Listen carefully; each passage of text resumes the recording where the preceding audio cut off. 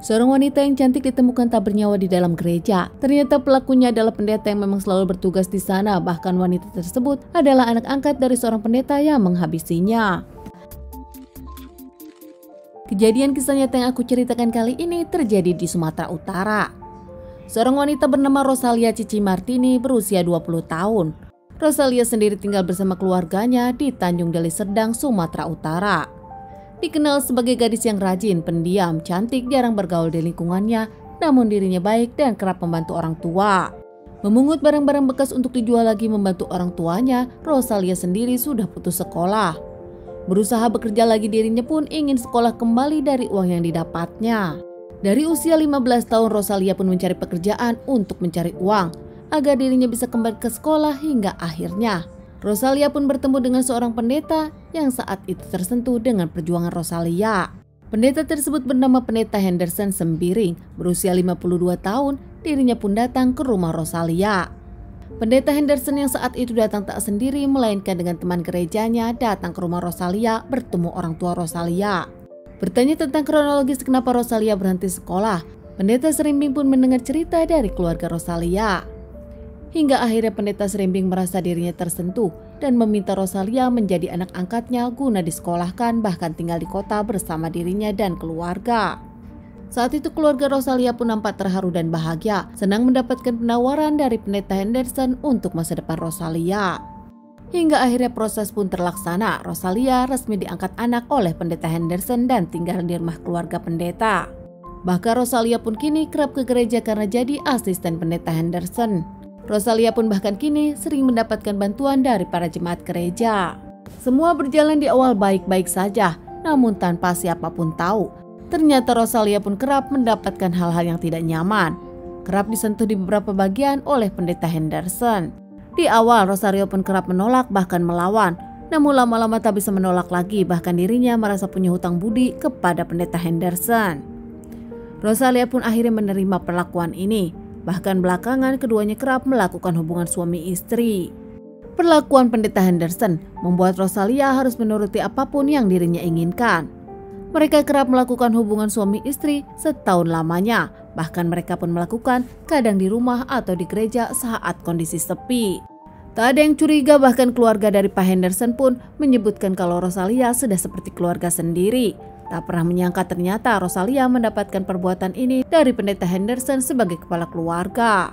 Rosalia sendiri di awal ingin berontak dan melaporkan, namun dirinya takut tak ada yang percaya, mengingat Henderson sendiri sebagai pendeta yang cukup dikenal di lingkungan tersebut. Hingga suatu saat Rosalia pun mendapatkan pacar yang nampak tampan tanpa Pendeta Henderson tahu.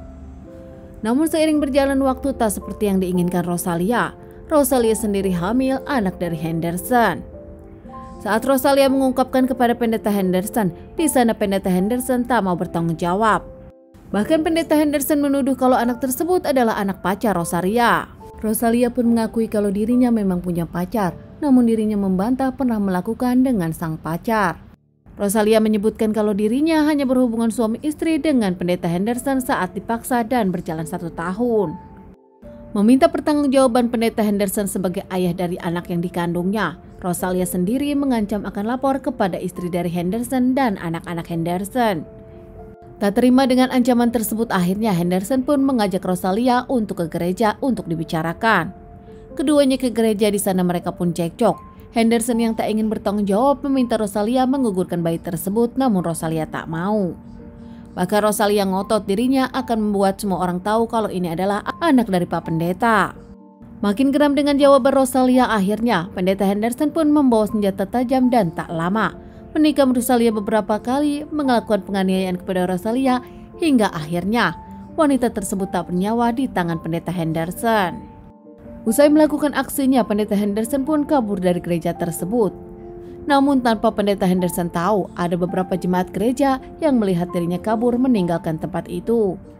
Namun sebelumnya para jemaat tersebut mendengar ada teriakan, para jemaah gereja mengecek ke gereja tersebut. Saat masuk kaget menemukan Rosalia sudah tak bernyawa, nampak dengan penuh cairan merah. Para jemaat yang melihat itu pun langsung lapor kepada pihak kepolisian, hingga akhirnya pihak kepolisian datang ke TKP menyelidiki kasus ini. membawa jasad Rosalia ke rumah sakit untuk dilakukan otopsi. Usai dilakukan otopsi, dikembalikan ke keluarga untuk dilakukan pemakaman. Sementara pihak kepolisian menyelidiki interogasi para jemaat yang melihat dan mencek CCTV. Ternyata benar pelakunya adalah pendeta Henderson yang kabur terlihat meninggalkan tempat tersebut dengan buru-buru. Pihak kepolisian pun langsung melakukan pengejaran kepada pendeta Henderson yang diamankan di salah satu tempat persembunyiannya. Saat diamankan, pendeta Henderson pun tak memberikan perlawanan hingga akhirnya mengakui dirinya pelakunya. Motif di awal mengungkapkan karena dirinya melakukan perlawanan dari Rosalia yang mengancamnya. Namun setelah ada penyelidikan, ternyata Rosalia sendiri dilakukan perkosaan usai dirinya tak bernyawa.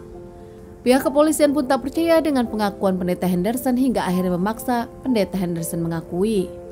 Akhirnya mengakui kalau dirinya kesal kepada Rosalia yang meminta pertanggungjawaban atas kehamilannya. Pendeta Henderson diamankan terkait permasalahan ini dan menjalani beberapa kali persidangan hingga akhirnya mendapatkan vonis 20 tahun penjara.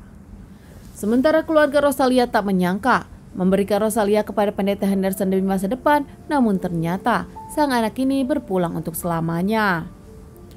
Begitu juga para jemaat yang sudah menyayangi Rosalia, namun ternyata pendeta Henderson menghabisi Rosalia setelah menghamilinya. Teman-teman, sekian dulu bahasan kasus yang aku bawakan kali ini. Semoga ini bisa dijadikan pelajaran untuk kita dan ditunggu bahasan kasus-kasus selanjutnya.